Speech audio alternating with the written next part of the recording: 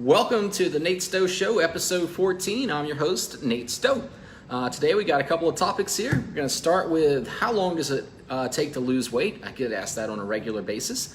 We're going to continue ranking those Saints position groups. Today we're going to be looking at number 5 on the list, the interior offensive line, and then finally a spoiler-free, or I should say a spoiler-laden review of the recent Game of Thrones episode, Season 8, Episode 4. Let's hop in there. How long does it take to lose weight? I hate to be the one to tell you that it depends. There's so many different factors that come into how long it takes to lose weight. It's how old are you chronologically, what's your training age, how long you've been lifting weights, what's your stress levels like, are you busy at work, did you just have a new baby, what are your sleep levels like, kind of along those stress levels.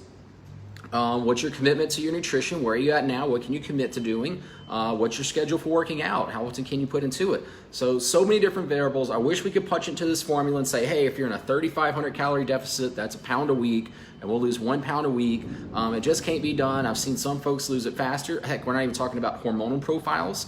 So some people do it faster, some people do it slower. I wish I could punch that into a formula. It just can't be done. Anyone that says they can is wrong. It doesn't work that way. There's too many factors to do that.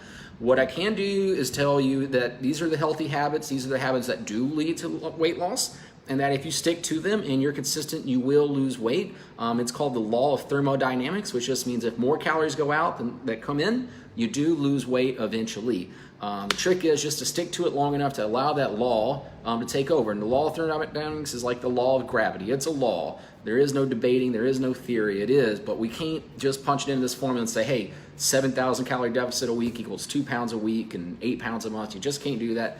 Too many variables, too many factors. All you have to do is you have to look at the habits that produce weight loss, and then you need to stick to those habits. And if you stick to them long enough, then you will begin to lose weight. Okay, let's move on. Ranking the Saints. Number 5 is the interior offensive line. I rank this ahead of the exterior offensive line, the tackles, because I think we have better depth here. So we got great starters. We got Warford, we got Pete. We just brought in Easton from the Vikings, and we drafted McCoy in the second round. Some people thought he could have been a first rounder if it wouldn't have been for so much defensive talent in this draft. But because of the depth, I think it's a little bit better than all the exterior tackles. So take an interior line as our number 5 position group. And finally, Game of Thrones Episode 4 Season 8 review.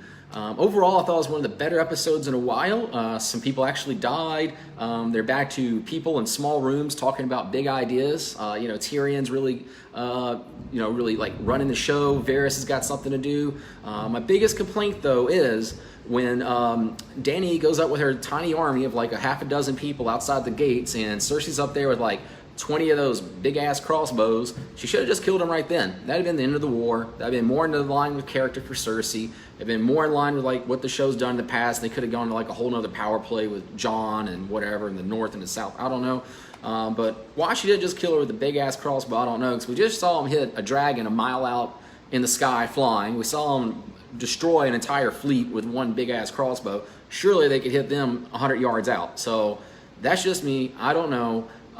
Overall, great episode, but I felt like they didn't do it just because they have something else they want to do, and they overlook this like character and like not keeping the character true to their character. So that was a little annoying.